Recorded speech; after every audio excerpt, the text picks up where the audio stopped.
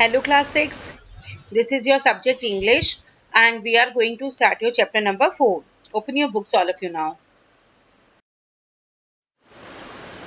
Now as you can see in your books and your screen also, this is your lesson number 4 settled in Natal.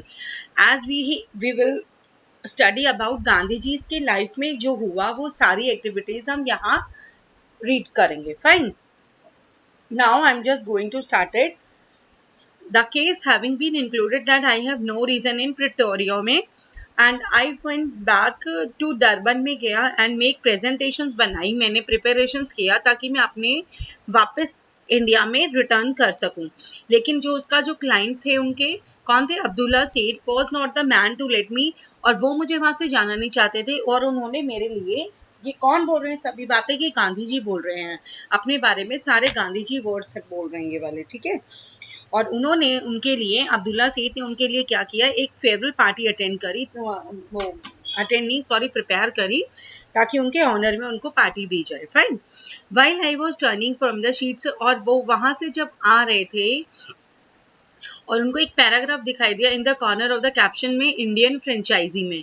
It was all reference to the bill के बारे में था जो legislature के सामने रखा गया था कि हमारे इंडियंस को भी अधिकार है कि वो भी नेशनल लेजिस्लेटिव असेंबली के मेंबर्स को इलेक्ट कर सके.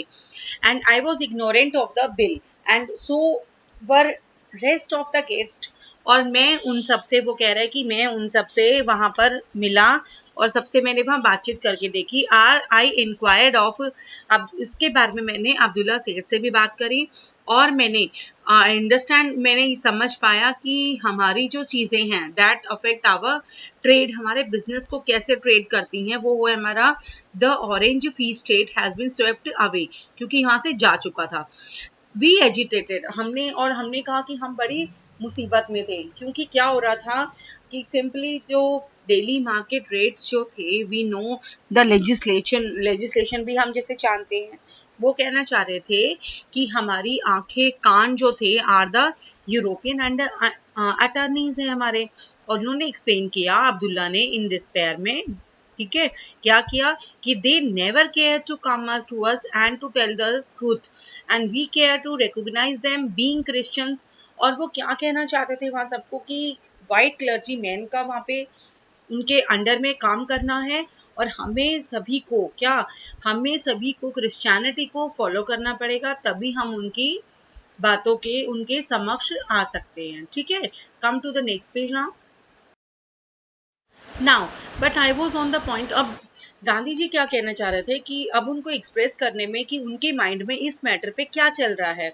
जैसे ही बिल लॉ में गया और उसके बाद उसमें काफ़ी डिफिकल्टी हुई, पहला उसके ऊपर कॉफन हुआ and then strikes to the root of our self respect पे धीरे धीरे बात आती गई. क्योंकि क्या हुआ था, वहाँ के जो हमारे जो इंग्लिश मैन थे वो हम पे बिलीव ना करके वो हमारे पे अपने रूल्स, हम पर अपने रूल्स फॉलो करने चाह रहे थे वो.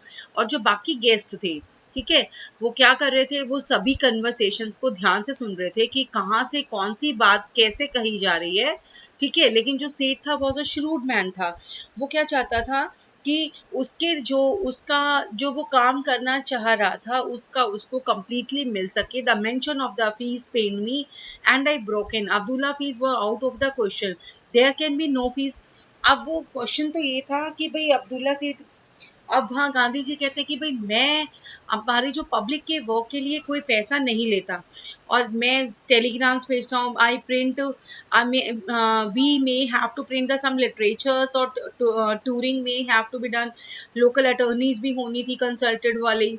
लेकिन क्या हो रहा था, all this can not be done without money. चाह तो बहुत कुछ रहे थे वो, लेकिन without money nothing was possible. And it is clear था that the man is not enough for this work. और अगर उसके पास पैसा नहीं है, इट मीन्स जो वो काम करना चाहते हैं, इट मीन्स वो उस काम को नहीं कर पा रहे थे. Many must come forward. और वो उसका कहने का मतलब ये था, करूंगा मैं सारे काम लेकिन मेरे पास पैसा होना चाहिए, पैसा नहीं तो मेरे पास फैसिलिटी होनी चाहिए ताकि वर्क को मैं कंप्लीट कर सकूं. Fine. Now come on your next page. Now वहाँ पे काफ़ी आवाज़ें उठी, Allah is great and merciful, money will come and many man as there are as many you need, लेकिन उसके साथ खड़े रहने वाला आखिर तक ऐसा कोई नहीं था। फेयरवेल पार्टी वो एक वर्किंग कमेटी में बन गई, जहाँ पर अब्दुल हजा का आदम आदम है, ठीक है, वॉज अ चीफ थे वहाँ पे। और मीटिंग में काफ़ी chairman at the house of Abdullah सेठ के हाथ पे घर पे रखी गई थी। और वो ऑफर क्या था, एक ऐसा रिजॉल्व किया गया था, was is to be offer opposition to the, क्योंकि फ्रेंचाइजी बिल को जो रेडी करने के लिए उसके ऊपर काफ़ी हद तक ऑब्जेक्शंस भी उठाए जा रहे थे, और उन ऑब्जेक्शंस को हटाने के लिए ये मीटिंग वहाँ पे तैयार की गई थी। And they were agreeably surprise to find taking part in public work में सब पार्टिसिपेट करने के लिए सोच रहे थे। Now that was overtaken the community, Hindus, मुसलमान, पर्सेज एंड ये सभी उसके अंदर फॉरगटन थे, ठीक है, उनको वहां पर इजाजत ही नहीं मिली थी। The bill had already passed और was about to be passed, its second reading में वो पास होने वाला था। But in the speeches on the occasion, the fact that the Indians had expressed no opposition, उन्होंने कोई भी opposition show नहीं किया, लेकिन बिल आर्ग्यू कैसा किया गया, as a fit proof, कैसा proof of their unfitness of the franchisee, कि वो franchisee के लिए fit नहीं है, ठीक है। come to the next point now, I explain the situation. Meeting में बात को सभी को रखा गया, telegram to the speaker of assembly requesting कि इस डिस्कशन को, जो बिल के बारे में डिस्कशन है, उसको थोड़ा सा पोस्टपोन किया जाए। And the petition was present किया गया, किसके सामने, लेजिस्लेटिव असेंबली के सामने भी रखा गया। काफ़ी लोगों ने बढ़ चढ़कर भाग लिया, कुछ knowledge of English and several others set at the whole रात, पूरी रात भी बैठे रहे, उसके ऊपर काम चलता रहा। एंड मिस्टर रॉथर एक ऐसे ओल्ड मैन थे who was known for his calligraphy. Calligraphy का मतलब होता है कि rode the principal copy. Calligraphy मतलब वर्ड्स को इतने तरीके से फाइन लैंग्वेज में लिखना, इसको कहा जाता है कैलीग्राफी, ठीक है। And now next one is, आगे क्या है, merchant volunteers went out in their carriages and carriages who hire they were paid, कि जो भी पेटिशन के लिए या ऑब्टेन द सिग्नेचर्स के लिए जो भी काम हो रहा था, सभी के लिए पैसे की जरूरत पड़ रही थी, पैसे के बिना कोई भी काम पूरा नहीं हो पा रहा था। लॉर्ड रिपन उस टाइम पे क्या थे, सेक्रेटरी ऑफ स्टेट थे हर कॉलोनीज के लिए, ठीक है। And it was decided to submit him a new monster petition, उनके सामने रखा गया, और वो कहता है कि ये कोई छोटा मोटा काम नहीं है, and could not be done in a day, एक दिन में ये काम पूरा नहीं किया जा सकता, और उनको इनलिस्ट किया जाएगा। And all did there due share of the work, जो है उनका अधूरा काम है वो पूरा किया जाएगा। I too considerable pain over the drawing up this petition को पूरा करने के लिए, और वो सारे लिटरेचर को जो भी अवेलेबल थे हर सब्जेक्ट के ऊपर सबको पढ़ा जाएगा, और सबको principal and on experience I argued we had a right. और वो कहता है कि हमें भी फ्रेंचाइजी का अधिकार है नेटल में, ठीक है। और वो कहते हैं कि हम एक काइंड ऑफ फ्रेंचाइजी हैं।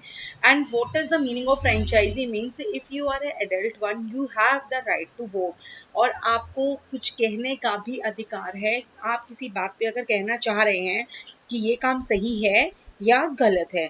I argue what the expedient to retain, as it was the Indian population capable of using the franchisee was very small, ठीक है, कि हमारी फ्रेंचाइजी हमारे लिए जो है बहुत कम है, उसके लिए हमारी फ्रेंचाइजी में थोड़ी सी बढ़ोतरी होनी चाहिए, ठीक है। Now come to the next one. Now 10,000 signatures were obtained किए गए वहाँ के लिए फॉर द फोर्टनाइट, और इस सिग्नेचर्स के लिए पूरी प्रोविंस में वॉज नॉट लाइट, कोई हल्का टास्क नहीं था सबसे सिग्नेचर्स लेने। और जो परफेक्ट स्ट्रेंजर्स थे अपने काम के लिए, उन सभी को समझा बुझा कर पूरा कंप्लीट करके उसके बाद सबके सिग्नेचर्स लिए गए, ठीक है। And what happened after that, all carried out the allotted task with enthusiasm के द्वारा सबको अपने अपने काम दिए गए उनके काम के लिए, ठीक है। And next one is the petition board at last submitted, हो गया लास्ट में सब जगह कि भाई फूड कितना होगा, और पब्लिक ऑफिस में काम कितना, कितने एजुकेटेड लोग होंगे, कितने काम करेंगे, कितने कौन कौन क्या क्या काम करेगा, एवरीथिंग वाज सबमिटेड, ठीक है। एंड द पिटिशन काफ़ी लास्ट तक चला और सबमिट कर दिया गया और सर्कुलेशन डिस्ट्रीब्यूशन, ताकि पब्लिक में भी इन चीज़ों की नॉलेज में रहनी चाहिए ये सारी चीज़ें। द टाइम्स ऑफ इंडिया में एंड इन इंग्लैंड में रिप्रेजेंटेटिव डिफरेंट पार्टीज़ को जो भी रिप्रेजेंट कर रहा था उन सभी में इनका कंप्लीशन होना ज़रूरी है। It was now impossible for me to leave. अब वो कहता है कि अब मेरे लिए इम्पॉसिबल हो गया नेटल को छोड़ के जाना, बिकॉज तो इंडियन फ्रेंड्स जो थे उसके चारों तरफ वो क्या हैं, हाँ, देवर आस्कली रिपीटेड कि मी टू रिमेन देयर, कि वहां पर ही वो रहे, मैं यहाँ वापस ना आऊँ इंडिया में, because they wanted him to live in Natal. I express my difficulties कि भाई मेरे देश को यहाँ मेरे एक्सपेंसेस बहुत ज़्यादा हैं, मैं अफोर्ड नहीं कर सकता, I could not add to the credit, और जो मेरा खर्चा है वो मैं पब्लिक पे या कम्युनिटी पे थोप नहीं सकता।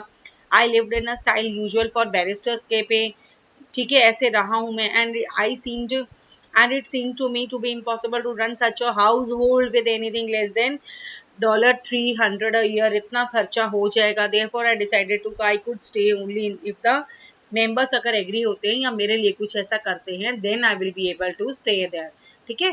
कम on your next page now. And now guaranteed legal work to the extent of that minimum and communicated my decision to them. No, I could not do. अब उसको काफ़ी उसके ऊपर भी पर्सनली प्रेशर आ रहे थे, पब्लिकली प्रेशर आ रहे थे कि to stay there, but what happened, he did not want to stay there. Beside, I want the community to find them इतना annually for public work के लिए किया जाए, मेरे लिए नहीं. It is your love and present in you that make you talk like this, कि ये मेरे लिए बड़ी इज्जत की बात है कि आप लोग मेरे लिए इतना सोच रहे हैं और इतनी बात कर रहे हैं. How could be I short this love or enthusiasm, मैं कभी भी आपका ये प्यार और इतना ये सब मैं आपके उसमें भूल नहीं पाऊंगा, ठीक है.